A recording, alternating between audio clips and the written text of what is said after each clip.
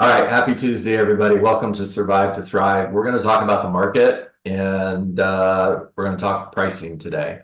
So if you looked at the real estate market from 2002 until 2006, it was doing this. It was going up. Prices were going up. More homes were being sold. I believe we hit a peak at about 6.3 million homes sold. And I want to say that was 2006. We can go back and research that, but I'm pretty sure I'm right. By the way, pay attention, okay? There were roughly 6.3 million homes sold in 2021. So is this time like that time? I don't know. It's just a question. Now, what happened is April of 2006, things started slowing down. And we still had a record-breaking year, correct? And home sales were down. Prices didn't start to drop though until 2008. So it took time for the market to shift and for prices to start to drop. But between 2008 and 2012, the prices dropped at a pretty significant rate. And everybody at that time was saying, well, it's going to be a year, it's going to be 2 years. It ended up being about 4 years for us to hit the bottom. Now, once we hit the bottom, then all of the experts started talking about, okay, what's going to happen next? And they were predicting a V market. In other words, prices are going to go back up at the same rate that they went down. In reality, what happened was, it ended up looking more like a U, and they came back slowly, and it was 2016 before homes were worth the same price that they were back in 2008. Why is this important? Because is this time like that time?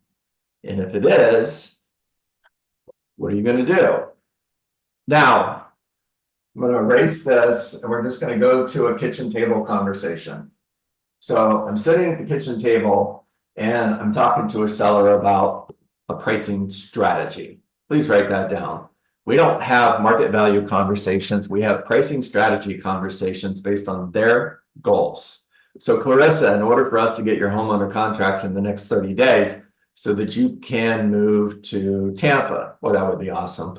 In order to be closer to your family, let's talk about the right strategy to get your home sold. Now, Clarissa, what's been happening over the last couple of years is the market's been going up pretty considerably.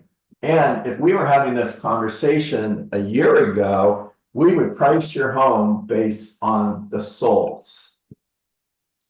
Because when the market is going up, the last home that sold creates a new floor, meaning the next home will sell for more money. Please write that down. Super important, guys. So when you're in a market where prices are going up, the last home that sold creates a new floor, the next home will sell for more money. And if we priced your home based on the market's going up and we priced it at blank because prices are going up, we're going to be okay. Even if we're slightly above market value, we're going to be okay because the market's going to catch up with the price. Now, the challenge is when the market starts to slow down, and it levels off. And we know it's doing this when inventory goes up. When we're at 0 to 60 days of inventory, prices are going up, up, up. As soon as we get 90 days plus, pay attention because the prices are going to drop. There's going to be a seller out there, somebody that you're in direct competition with, by the way, who's more motivated than you are. And they're going to drop their price in order to sell their home because it's a competition. You've got 12 homes for sale in your price range. 3 are selling every 30 days. That's 120 days of inventory. All right. So there's 3 selling every 30 days. There's 12 for sale. In order for you to sell your home, you have to be one of the 3 that are going to sell. It's a competition.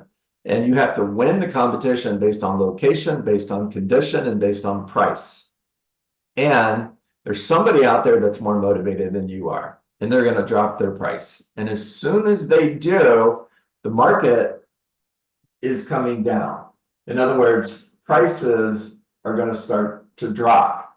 Now, what happens is the last home that sold creates a new ceiling, meaning the next home is going to sell for less money. And the challenge is if you price your home based on a belief that the values are still going up, and let's say market value is $450, yet you price your home at $475 because you think you're still in the same market you were 2 years ago. What happens is you're a little bit over the value, and the market's not going to catch up with your price. Actually, the market's going to start to drop. So if you were $25,000 overpriced when you started, 30 days from now, 60 days from now, you could be $30,000 over market value, or maybe $35,000 over market value. And what ends up happening is sellers end up chasing the market down. Okay, we'll get back to that in a moment. Now, remember what I said, when the market is 0 to 60 days, we want to price on homes that sold. In other words, we're going to look at the last home that sold, and we're going to price our home a little bit higher than that. When we get to a market where there is 90 plus days of inventory, we're going to pay more attention to the actives. Because in order to sell your home, you have to beat the competition. So we price based on solds in a seller's market. We price based on actives in a buyer's market. Please write that down. Now, in order to get your home sold, if the market says $450 is the right price, and we want to beat the competition, $450 is not the right price. $440 is the right price, or $435 is the right price, because we're pricing ahead of the market. We're pricing where the market is going, not where it is. And what will happen when you do this is you're going to be one of the three. You're going to win the competition. Now, guys, pay attention, because they're going to say, I don't want to give my home away. Here's your response. Let's say you sold your home in 30 days for $435,000, and you and I are having a conversation a year from now. And let's just say the market value of that home is $400,000 a year from now. You sold it for $435,000 a year ago. Did you give your home away? Now, more importantly, are you where you want to be? Clarissa, you sold your home, you sold it for $435,000, you sold it in 30 days, you closed in 30 days, you're out in 60 days, and you're in Tampa. Now, it's a year later, and you're enjoying your new home, you're enjoying time with your family, you're where you want to be. And the value of your home now is $400,000. It's actually $35,000 less than what you sold it for. Did you give your home away? Now, absolutely not. There you go. So you have to get really, really good at these conversations. Here's another kitchen table conversation. Seller script goal. We can lower the price later. They have two scripts on this one. The other one is a buyer can always make an offer. Well, here's a challenge with that. Let's say that we'll use the same number. $435 is the recommended price based on strategy to get your home sold. But you want to start at $450 because a buyer can always make an offer, or you can always lower your price later on. Got it. Now, we have 0 days on the market, 30 days on the market, 60, 120, and 180. Now, what typically happens when you put your home on the market is from 0 days to 30 days, the people that are looking at your home, it's getting more and more and more attention. Your job is to be in the market during this time. Now, after 30 days, it's going to start to fall off. And eventually, somewhere out about 180 days, your next door neighbor doesn't even know your home is for sale. In other words, everybody's ignoring it. Now, Anna, in my experience, what happens is a seller will come to me, usually somewhere around 60 days on the market, and they'll say, okay, you were right, let's lower the price. Now, the problem with that is we've missed the market. We've missed our window of opportunity. And what typically happens is somewhere about 120 days on the market, a buyer's going to come in and they're going to love your home. Now, the first question they're going to ask their agent is, how long has it been on the market? Now, Anna, you're the agent and you tell your buyer it's 120 days. The next question they're going to ask is, what's wrong with it? And I'm going to pick somebody else I haven't picked yet. Heather says, nothing's wrong with it. It's a great house. Okay, you're the buyer, Beth. You're the buyer and you're going to make an offer on this home. And it's been on the market for 120 days. The asking price is $435. Are you offering $435? Beth says no. Why not? It's been on the market too long. Been on the market too long. Okay. As a seller, is your negotiating position stronger at 30 days or is it stronger at 120 days?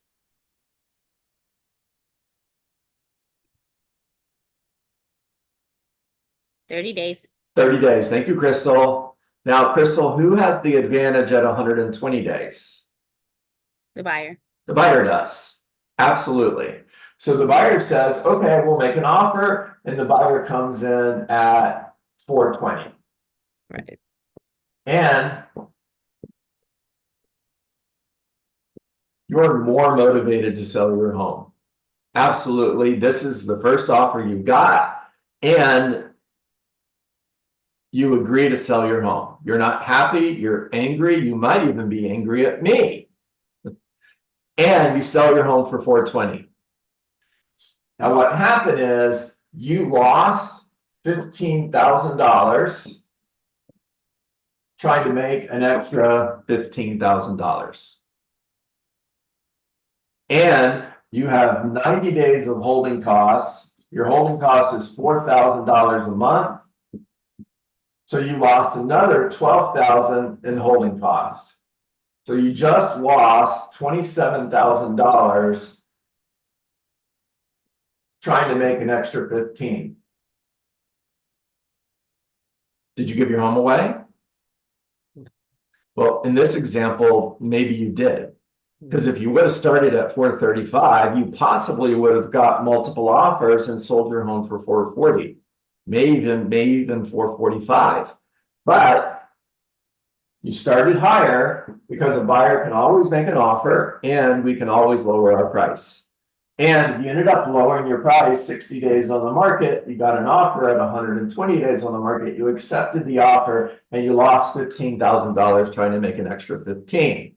And you lost an additional $12,000 in holding costs. So you lost a total of $27,000.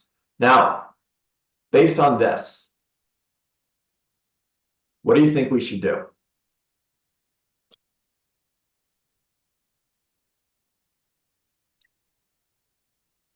Have very real conversations with our sellers about where their house needs to be priced. You're absolutely, Heather, hang in there with me, okay? I love that. You're absolutely right. I asked the question in a bad way. You're the seller, and I'm sitting at your kitchen table, and I draw all of this out on a legal pad. Zig Ziglar calls it a thinking pad, and I'm sharing this information with you. And at the end of doing all of these diagrams, I ask you, the seller, so based on this, what do you think we should do? Price it right the first 30 days. What does that look like, Beth? It looks like market value, sometimes just below market value. So you Okay, can do what price? Okay, so off script. What price did I recommend, Beth? You recommended the 420. Well, 435, but Okay, back on script. go. So Beth, what do you think we should do? We should put it on for 435. I agree. You ready to get started? Amen. Yes, I am. Okay. Now, you guys talk to me. All right. These are local economists of choice conversations. These are strategic pricing professional conversations. These are fierce negotiator conversations.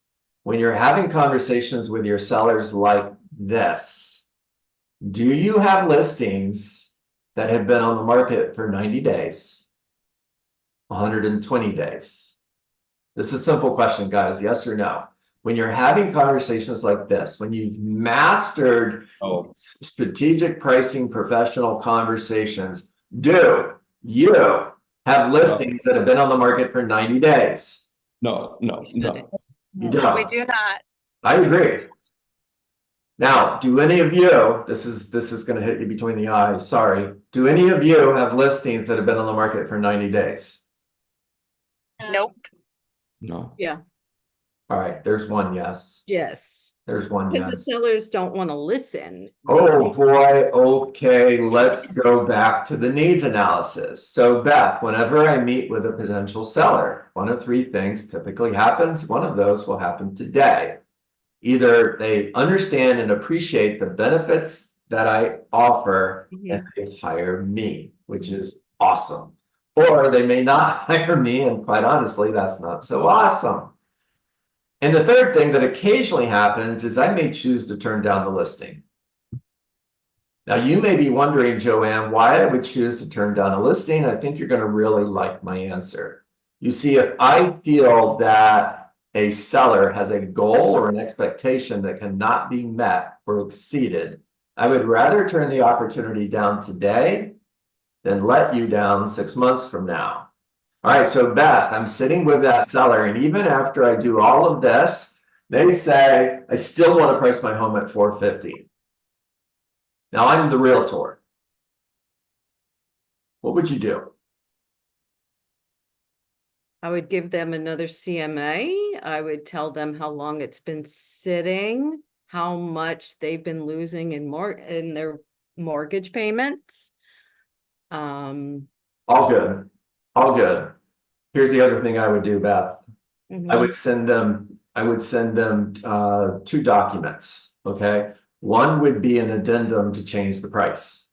The other would be an addendum to take the listing off the market. And I would simply ask them, please sign one of them and send it back to me. Okay, I get that. Yeah.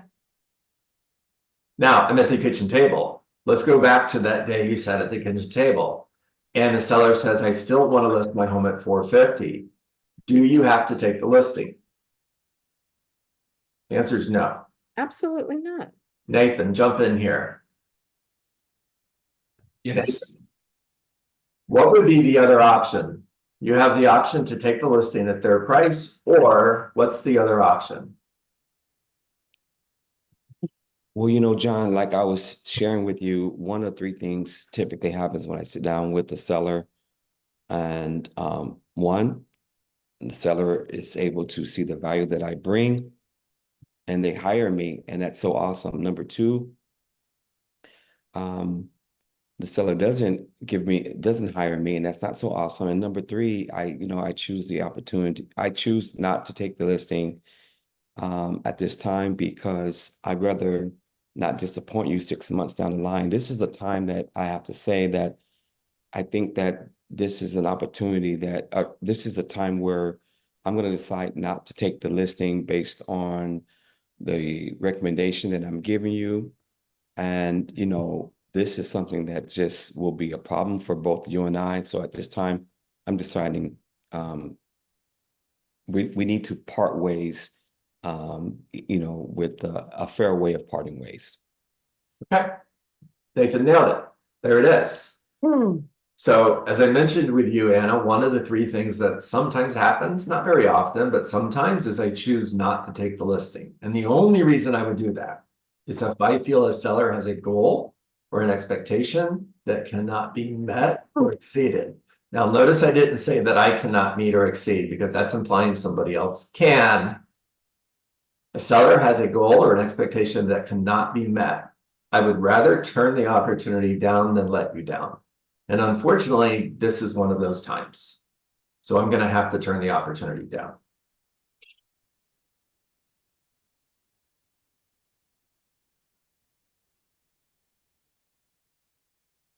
I know what you're thinking, Anna. Go ahead. I know what you're thinking. Go for it. Is that I have played that role before and it had bit me in my behind. Because I've been conservative and I'm like, I don't take it. And then the next thing I know is that the house, another agent takes a listing at that price and it actually sells and it appraises. All right. So my strategy right now, it's a little bit different. I do not turn away a listing, but I do put in my additional comments, I make a deal. And my deal is, all right, Mr. Seller, we're going to go your way. And we're going to give it, if it is 2 weeks, 3 weeks, like according to what the market is saying, if we're getting attention in the market within 2 weeks, 3 weeks, 30 days, I will say that. We're going to play your rules for a minute, but we're going to do only this for 2 weeks. If we don't have any activity whatsoever for the next 2 weeks, it means we have a price issue. And at that point, you're going to agree to a price improvement to my price suggestion. But if they And- don't want to do that, if they don't want to do that, then I work on trying to make it happen, so that they understand where we are. And I make it very clear in the additional section. I have literally turn away listings and because of pricing, and then all of a sudden, boom, it works. Mm-hmm. In fact, I literally just had one that comes where at 350 and the seller wanted 400. And I was able to get him, I said, oh my God, ugh. We actually ended up selling at 390. So Wow. appraised at 390. So, You never know. yeah, it's just weird. It's just weird. Mm-hmm. It's just weird. So I don't turn away the listing. Timing. Yeah. It's timing too. It happened to me. I had a listing that went too far and they sold it for that ridiculous price with the Yeah. second realtor, but it happens. Yeah.